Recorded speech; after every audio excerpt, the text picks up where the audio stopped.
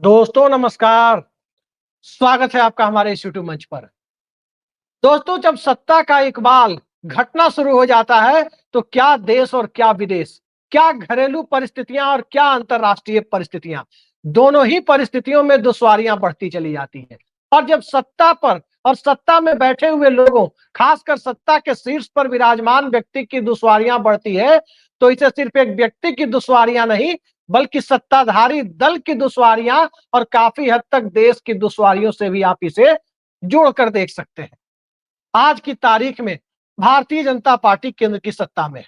कहने को कह सकते हैं कि एनडीए गठबंधन केंद्र की सत्ता में है और सत्ता के शीर्ष पर पिछले 11 सालों से नरेंद्र मोदी विराजमान है।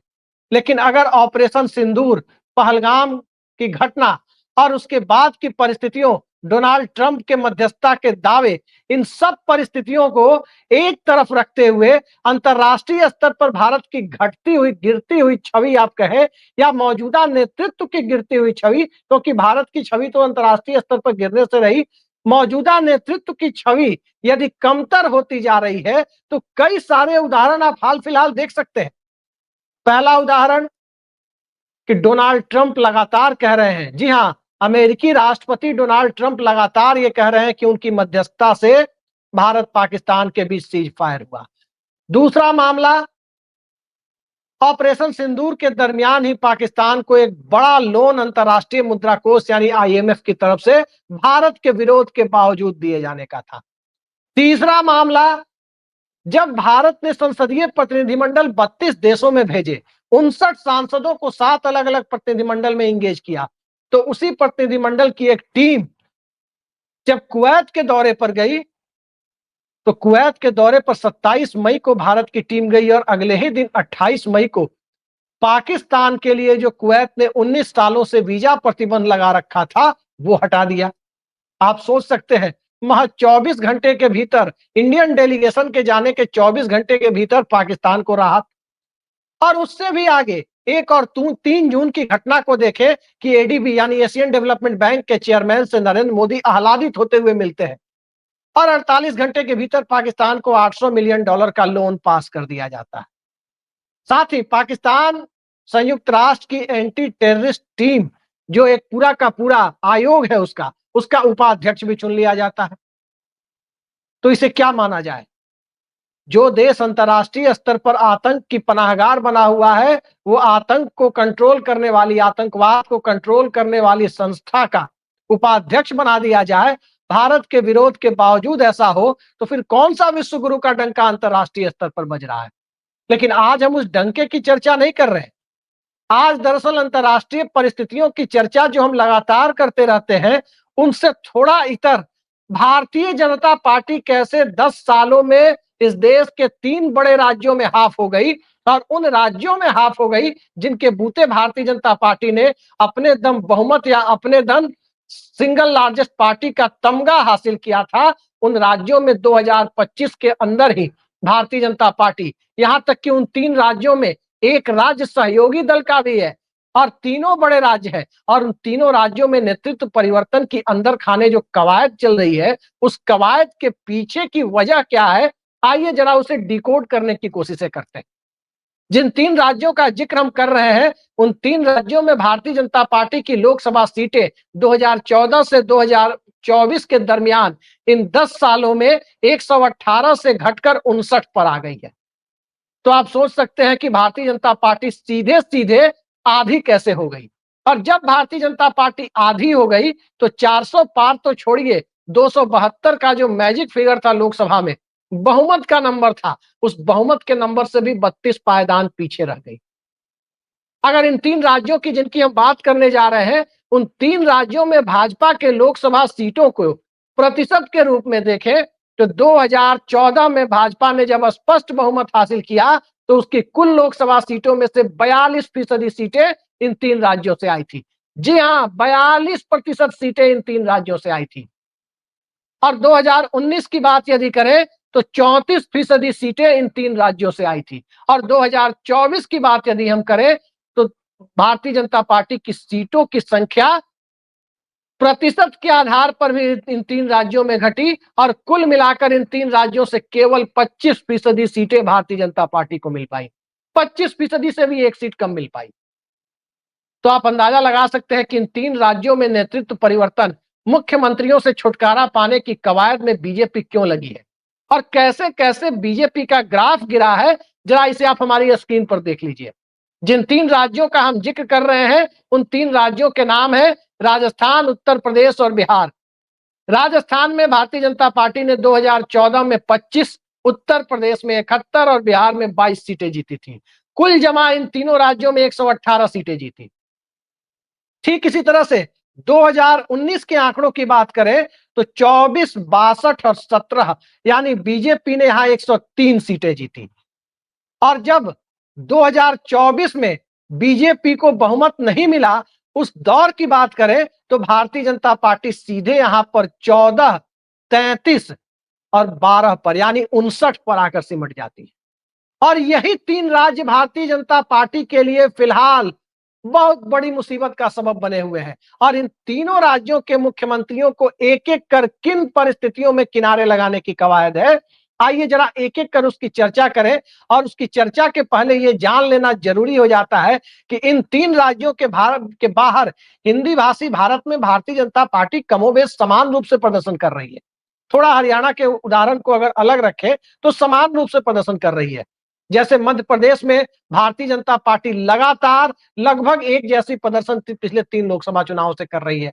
छत्तीसगढ़ में भी कमोबेश वही स्थिति है, झारखंड में भी कमोबेश वही स्थिति है, दिल्ली में भी कमोबेश वही स्थिति है और उत्तराखंड और हिमाचल को तो लोकसभा सीटों के मामले में बीजेपी लगातार क्लीन स्वीप कर रही है। लेकिन ये 3 राज्य राजस्थान, उत्तर प्रदेश और बिहार क्यों भारतीय जनता पार्टी के लिए चिंता का सबब है और जातीय जनगणना के ऐलान के बाद जिस तरह का लॉलीपॉप थमाने की कोशिशें बीजेपी ने समाज के अलग अलग वर्गों को, खासकर कमंडल के अंदर मंडल को शामिल करने की जो कोशिशें हैं, उन कोशिशों के बावजूद बीजेपी दिन ब दिन कमजोर होती जा रही है। तो उस कमजोर होती हुई भारतीय जनता पार्टी के लिए कमजोर कड़ी क्या सिर्फ मुख्यमंत्री है? बीजेपी के मुख्यमंत्रियों की चर्चा के पहले एक सहयोगी मुख्यमंत्री की ही चर्चा करते हैं, क्योंकि इन 3 राज्यों में एक राज्य में वही सहयोगी 20 साल से काबिज है। जी हां, बिहार। बिहार में भारतीय जनता पार्टी को जो नुकसान लोकसभा सीटों में हुआ, 14 में 22 सीटों से घटकर 2024 में वो 12 सीटों तक जो आ गई, अब उसके बाद बिहार में गठबंधन पर टिके होने के बावजूद बिहार के मुख्यमंत्री से छुटकारा पाने की कवायद में बीजेपी लग चुकी है। मोदी शाह की टीम बिहार में अपना मुख्यमंत्री बनाना चाहती है, तभी इसी वजह से बिहार में मुख्यमंत्री चुनाव के बाद कौन बनेगा, यदि एनडीए जीतता है तो सीएम का चेहरा कौन होगा, इसको लेकर कोई ऐलान भारतीय जनता पार्टी के शीर्ष नेतृत्व की तरफ से अब तक नहीं किया गया है और जेडीयू में भी बेचैनी बढ़ रही है। तो बिहार में एक तरफ मंडल राजनीति सर उठाती जा रही है, जाति गणना कराकर खुद नीतीश कुमार ने 2023 में भारतीय जनता पार्टी के अरमानों पर पलीता लगा दिया और पलीता लगाने के बाद फिर बीजेपी के साथ भी हो लिए, क्योंकि इंडिया गठबंधन की परिस्थितियां अलग थी। आज की परिस्थितियां भी इंडिया गठबंधन की 2023 वाली परिस्थितियों से बहुत ज्यादा विकट होती जा रही है, क्योंकि अब नीतीश कुमार कब तक इस गठबंधन में रहेंगे, ये सवाल जितना बड़ा है, उससे बड़ा सवाल ये है कि नीतीश कुमार के कंधे की सवारी कर और उस चुनाव के बाद नीतीश कुमार को एकनाथ शिंदे की तरह कंधे का इस्तेमाल और शिंदे की हकीकत, ये दोनों परिस्थितियां जब भारतीय जनता पार्टी बिहार में लाना चाहती है, तो क्या जेडीयू का कोर वोटर उसे स्वीकार करने की स्थिति में है? ये सबसे बड़ा सवाल है। और भारतीय जनता पार्टी जो चाहती है, क्या वो नीतीश कुमार करने देंगे? करने देंगे या नहीं करने देंगे, ये बात तो बात की आती है, लेकिन बड़ा सवाल यही उठकर खड़ा होता है कि भारतीय जनता पार्टी के साथ यदि नीतीश कुमार लड़े तो ये तय मानिए कि 2025 के नवंबर में जो विधानसभा चुनाव होना है, उस विधानसभा चुनाव के बाद बिहार में नीतीश कुमार मुख्यमंत्री नहीं रहेंगे। इसमें अब कहीं कोई दो राय नजर नहीं आ रही है। बाकी जिनको मुगालते में रहना है वो रहे। मुझे कम से कम ये बात साफ साफ दिखाई दे रही है कि अगर भारतीय जनता पार्टी के गठबंधन का हिस्सा बने रहकर नीतीश कुमार चुनाव लड़े तो नीतीश कुमार तो छोड़िए, जनता दल यूनाइटेड का कोई भी नेता, चाहे वो मुख्यमंत्री के बेटे निशांत कुमार ही क्यों ना हो, मुख्यमंत्री की कुर्सी तक पहुंचता हुआ दिखाई नहीं दे रहा। तो बिहार के मुख्यमंत्री को राजनीतिक तौर पर निपटाने की कवायद, जो बीजेपी की एक ड्रीम थी कि पाटलिपुत्र में भाजपा का मुख्यमंत्री बने, इकलौता हिंदी भाषी राज्य जहां सत्ता के शीर्ष पर बीजेपी कभी काबिज नहीं हो पाई, वहां बीजेपी का मुख्यमंत्री बने, ये हसरत बीजेपी बिना नीतीश कुमार के कंधे पर चढ़े हुए पूरा नहीं कर सकती। और नीतीश कुमार के कंधे पर चढ़कर फिर नीतीश कुमार को किनारे लगाए बिना भी पूरा नहीं कर सकती। और उसे किनारे लगाने के लिए महाराष्ट्र जैसी परिस्थितियों की तरफ बिहार बढ़ चला है। देखते हैं कामयाबी कितनी मिलती है। हालांकि राहुल गांधी कल बिहार जा रहे हैं, अति पिछड़ा वर्ग को संदेश देने जा रहे हैं। दलित बच्ची के साथ जो विभत्स घटना हुई है, उस घटना के बाद बिहार की परिस्थितियों में जिस तरह का उबाल है, उसे भुना पाने की स्थिति में कांग्रेस पार्टी, राहुल गांधी या इंडिया गठबंधन या महागठबंधन है, ये एक बड़ा सवाल है। अगर उस बड़े सवाल का जवाब नहीं मिलता तो बिहार येन केन प्रकारेण महाराष्ट्र के रास्ते पर चला जाएगा, ये करीब करीब तय दिखाई देता है। तो बिहार में नीतीश कुमार को बीजेपी किनारे लगाना चाहती है, क्योंकि 40 लोकसभा सीटों में से 22 से 12 के आंकड़े पर बीजेपी का सिमट जाना, ये बीजेपी को बड़ा खल रहा है और मुख्यमंत्री बनाने की ड्रीम तो लंबे वक्त से। अब जरा बिहार से आगे चलकर देखते हैं पड़ोस के राज्य उत्तर प्रदेश, जहां मंडल भी है तो कमंडल भी है। पूर्वी उत्तर प्रदेश में मंडल का जोर इस लोकसभा चुनाव में दिखा है। लखनऊ से पूरब मंडल का जोर दिखा तो लखनऊ से पश्चिम कमंडल भी बहुत प्रभावी नजर नहीं आया। और भले ही मंडल के दर्शन नहीं हुए, लेकिन कमंडल की राजनीति ने भी बहुत ज्यादा जोर नहीं दिखाया। और अब जिस प्रकार की परिस्थितियां उत्तर प्रदेश में बन रही है, उसमें सिर्फ पार्टी के नंबर 2 नेता को राष्ट्रीय स्तर पर चेक एंड बैलेंस करने के नाम पर योगी आदित्यनाथ को मुख्यमंत्री पद पर बनाए रखा जाए। भारतीय जनता पार्टी में इसको लेकर विचार मंथन शुरू हो गया है कि क्या भारतीय जनता पार्टी नरेंद्र मोदी के इशारे पर चलेगी या भारतीय जनता पार्टी भविष्य की संभावनाओं को राजनीतिक तौर पर जिंदा रखने की रणनीति पर चलते हुए आगे बढ़ना स्वीकार करेगी। यही वो सवाल है जिसमें उत्तर प्रदेश के मुख्यमंत्री का सवाल आकर रुक जाता है। और यही वो सवाल है जिस सवाल के इर्द गिर्द ये दिखाई देता है कि 11 सीनियर आईपीएस अधिकारियों को सुपरसीड करते हुए 12वें नंबर पर विराजमान व्यक्ति को कार्यवाहक डीजीपी क्यों बनाया जाता है। अब डीजीपी बनाने की प्रक्रिया में केंद्र की भी एक सलाहकारी भूमिका है। और उस सलाहकारी भूमिका में केंद्र में चूंकि गृह मंत्रालय और डीओपीटी का मामला बनता है, और जब वहां मामला बनता है, वहां से क्लियरेंस नहीं आता पसंदीदा ऑफिसर को, तो लखनऊ में सत्ता के शीर्ष पर विराजमान योगी आदित्यनाथ अपनी सियासत को उसी तरह से चलते हुए दिखाई देते हैं जिस तरीके से अटल आडवाणी के सामने गुजरात के मुख्यमंत्री इस सदी के पहले दशक में चलते हुए दिखाई देते थे।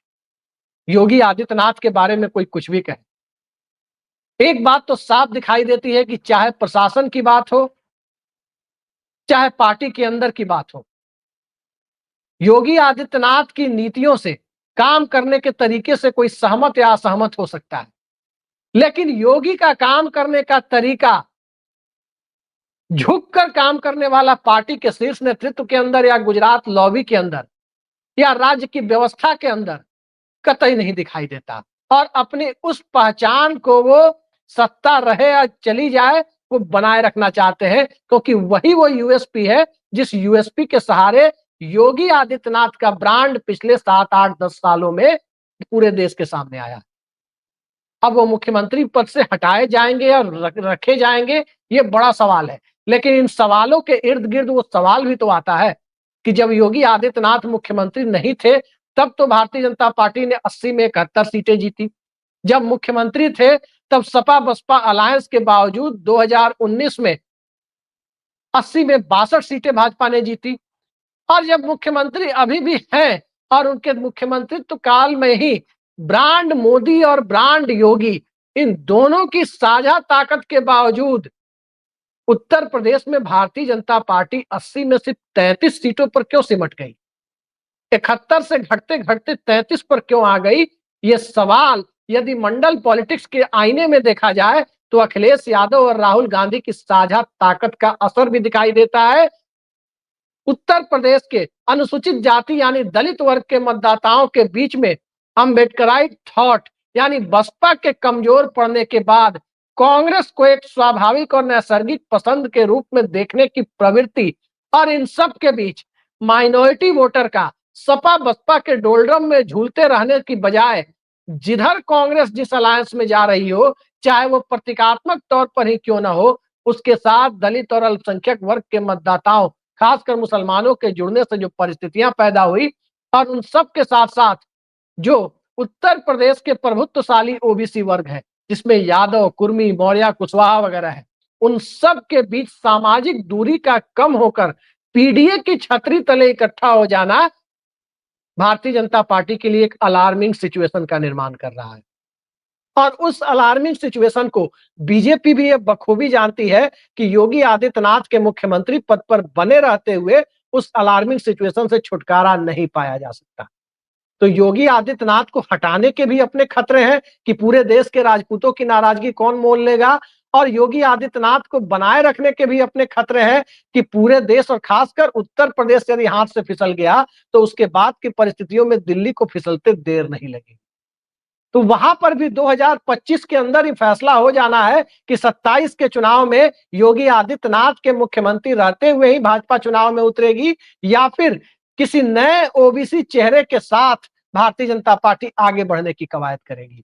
यहां भी फैसला 25 में ही हो जाना है।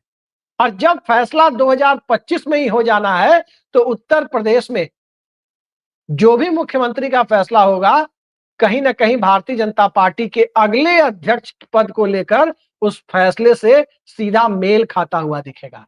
लेकिन जैसा मैंने कहा कि उत्तर प्रदेश में योगी को हटाने से राजपूतों की देशव्यापी नाराजगी हो सकती है। तो एक तीसरा राज्य भी तो है, राजस्थान, जहां भारतीय जनता पार्टी 25-0 के क्लीन स्वीप वाले स्ट्राइक रेट जो 2014 में हुआ करता था उससे घटते घटते अब 14 पर आ गई है। वसुंधरा राजे के दौर से लेकर यहां तक कि जब सत्ता नहीं थी 2019 के चुनाव में, अशोक गहलोत मुख्यमंत्री थे, तब भी भारतीय जनता पार्टी ने राज्य की 25 में से 24 लोकसभा सीटें जीती। अलायंस पार्टनर के साथ तब 25 में 25 जीत लिए थे।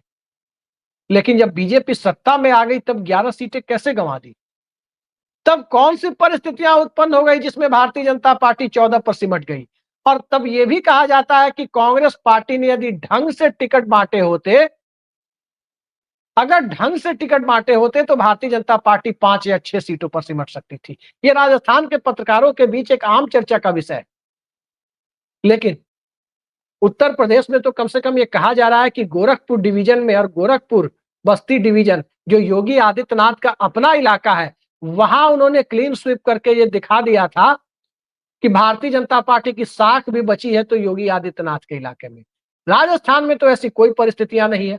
पहली बार के विधायक सीएम बने और जब सीएम बने उसके कुछ ही दिनों के बाद अटल बिहारी वाजपेयी की जन्म तिथि पर ऐसा स्लिप ऑफ टंग हुआ कि मौजूदा प्रधानमंत्री नरेंद्र मोदी को ही श्रद्धांजलि देते हुए नजर आए। लेकिन भारतीय जनता पार्टी को ही राजस्थान में श्रद्धांजलि देने की परिस्थितियों की तरफ भजन लाल शर्मा का प्रशासन तो नहीं ले जा रहा। ये अब भारतीय जनता पार्टी के शीर्ष नेतृत्व के बीच, संघ परिवार के बीच चिंता का विषय है।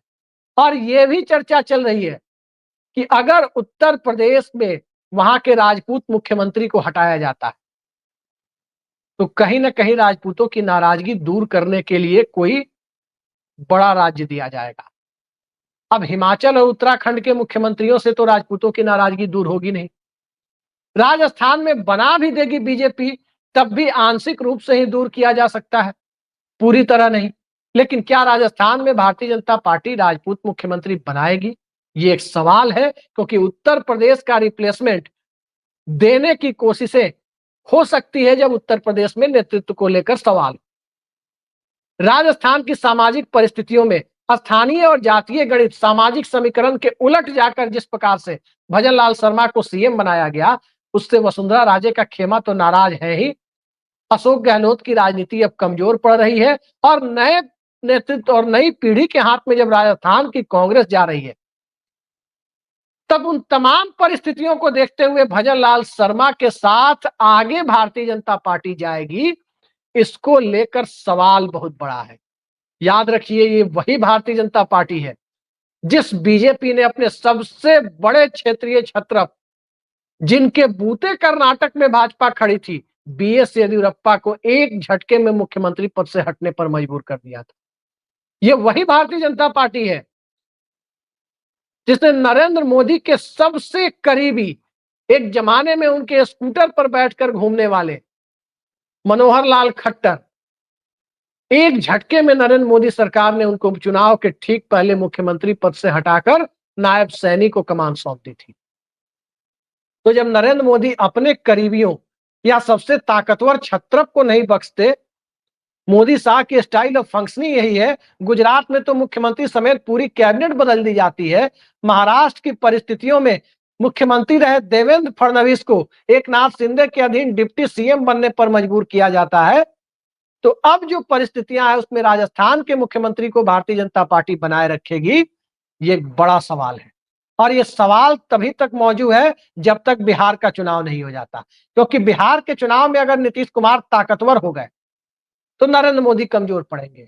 नीतीश कुमार के नेतृत्व में बिहार एनडीए चुनाव हार गई और बिहार में इंडिया अलायंस तेजस्वी यादव के नेतृत्व में यदि सत्ता में येन केन प्रकारेण आने में कामयाब हो जाती है, यदि कामयाब हो जाती है सत्ता में आने में, तो नरेंद्र मोदी का जो इकबाल अभी अंतरराष्ट्रीय स्तर की परिस्थितियों से कमजोर हुआ है, पार्टी के अधीन उनका इकबाल भी अब कमजोर होने की चर्चाएं चल रही है।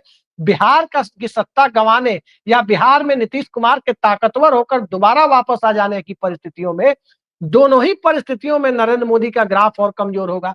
नरेंद्र मोदी का ग्राफ जब कमजोर होगा तब योगी आदित्यनाथ का ग्राफ मजबूत होगा, देवेंद्र फडणवीस का ग्राफ मजबूत होगा और फिर इन दोनों में से किसी को भी मुख्यमंत्री पद से हटाना मुश्किल हो जाएगा।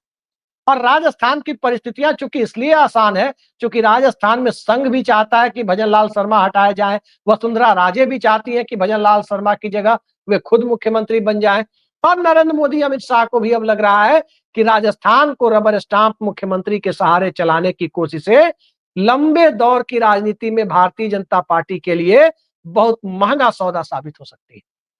योगी आदित्यनाथ तो महंगा सौदा साबित नहीं हुए, कम से कम 19 के चुनाव तक तो महंगा सौदा साबित नहीं हुए। हाँ, जिस प्रकार से उनके अगड़े वर्ग से आने की वजह से, जनरल कैटेगरी से आने की वजह से पीडीए का मुद्दा बनता चला गया, और ये मुद्दा जैसे जैसे जाति जनगणना की आंच पर सियासत को सुलगाने की कोशिशें सत्ता पक्ष और विपक्ष कोई भी करे, अगर करते हुए दिखाई देंगे, स्वाभाविक है कि करते हुए दिखाई देंगे, वैसे वैसे योगी आदित्यनाथ का ग्राफ भी कमजोर पड़ता हुआ दिखाई देगा। तो इन सारी परिस्थितियों में इतना कहा जा सकता है कि भारतीय जनता पार्टी के अंदर नरेंद्र मोदी और अमित शाह की जोड़ी के लिए भी यही माकूल वक्त दिखाई दे रहा है। और मोदी शाह शायद इस बात को समझ रहे हैं कि अंतरराष्ट्रीय परिस्थितियों से ध्यान हटाने के लिए क्या बीजेपी के अंदर कुछ बड़े ऑपरेशन करने होंगे। जो टास्क, पॉलिटिकल टास्क देश के अंदर विपक्ष को कुंद करने का ऑपरेशन सिंदूर के सहारे चलाने की कोशिश की गई, वो क्या ऑपरेशन बीजेपी और ऑपरेशन सीएम बदलो के सहारे उधर से ध्यान हटाने के लिए कोई नई कवायद की जाएगी। इंतजार कीजिए, देखते जाइए। अभी तो जाति गणना के नाम पर संसद के विशेष सत्र और ऑपरेशन सिंदूर, पहलगाम और ट्रंप के दावे से ध्यान हटाने के लिए वो तमाम चीजें कही जा रही है कि इसी वजह से जाति जनगणना की बातें सरकार ने कम से कम नोटिफिकेशन जारी कराया है ताकि ध्यान भटके। तो क्या ध्यान भटकाने की कोशिशों में पार्टी के अंदर अपने विरोधियों और कमजोर कड़ी या गठबंधन के अंदर सहयोगी को भी निपटाने की प्रक्रिया को इसी दरमियान किया जाएगा? सहयोगी का निपटान तो इतना तय है कि विधानसभा चुनाव के बाद किया जाएगा। या तो सहयोगी दल खुद निपट जाए, जनता निपटा दे, या भारतीय जनता पार्टी निपटा दे। लेकिन बीजेपी के अंदर के मुख्यमंत्रियों को निपटाने की कोशिश तो बीजेपी को ही करनी है। और बीजेपी के अंदर के छत्रप यदि ताकतवर होते चले जाएंगे तो मोदी शाह की राजनीतिक गति कम से कम मौजूदा परिस्थितियों को देखते हुए यही कहा जा सकता है कि लाल कृष्ण आडवाणी और मुरली मनोहर जोशी जैसी होती हुई दिखाई दे, किसी को आश्चर्य नहीं होना चाहिए। खेल बड़ा है, सियासत बड़ी है, और इन सब के बीच नरेंद्र मोदी अब वो नरेंद्र मोदी नहीं है 2013-14 वाले नरेंद्र मोदी, जो नरेंद्र मोदी खुद को देख पा रहे हैं।